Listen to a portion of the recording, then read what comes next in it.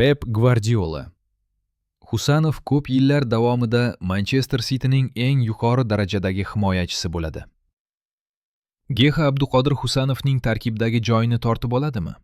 Hammaga salom. Videoni boshlashdan oldin kanalimizga obuna bo'lib, like bosib qo'yishni unutmang. Qishki transferlar o'ynasida Manchester City Crystal Palace'dan himoyachi Mark Gexani sotib oldi. Ayni paytda shaharliklarning asosiy mudofaa vakillari Ruben Dias, Joshko Gvardiol va John Stones jarohat olib, maydondan chetda qolmoqda.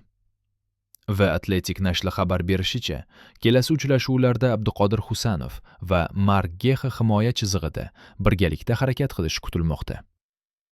Angliyalik futbolchi vaqtincha Husanov bilan sherik bo'lib o'ynashi, 21 yoshli futbolchi esa so'nggi haftalarda yaxshi o'yin ko'rsatayotgani ta'kidlangan. Shuningdek, yosh himoyachi Max Alleyn ham Gvardiola tomonidan asosiy tarkib uchun mos futbolchi sifatida baholanmoqda. U so'nggi 4 ta bahsda boshlang'ich tarkibda maydonga tushgan. Ma'lumot uchun, City keyingi uchrashuvni APL doirasida Wolverhamptonga qarshi o'tkazadi. Bellashuv bugun Toshkent vaqti bilan soat 20:00 da start oladi. Manchester City bosh murabbiyi Josep Gvardiola o'zbekistonlik himoyachi Abduqodir Husanovning o'yini va xarakteriga yuqori baho berdi.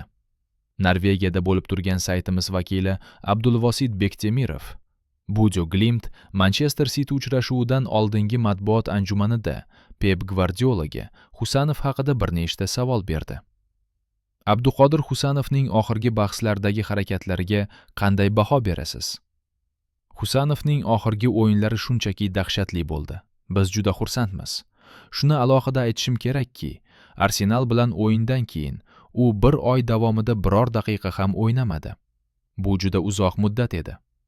Uning mashg'ulotlardagi va kiyinish xonasidagi o'zini tutishi Husanovni aynan shu xislatlar xarakterlaydi.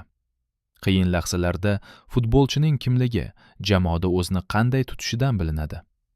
Abduqodir: bilmadim, lekin ishonchim komilki, bu uning ota-onasidan olgan tarbiyasi, O'zbekiston ta'siri. U Fransiyada, Parijda atigi bir necha oy bo'ldi va darrov bu yerga APLga, Manchester Cityga keldi. Bunday o'zgarish oson emas, lekin u eshitdi, o'rgandi va albatta uning jismoniy holati shunchaki yuqori darajada. Manchester City juda ko'p yillar davomida eng yuqori saviyadagi markaziy himoyachiga ega bo'ldi. Husanov 100% asosiy tarkib futbolchisi bo'lishi uchun nima qilish kerak? Ochig'ini aytaman, bu faqat uning o'ziga bog'liq, faqat va faqat o'ziga, dedi Gvardiola.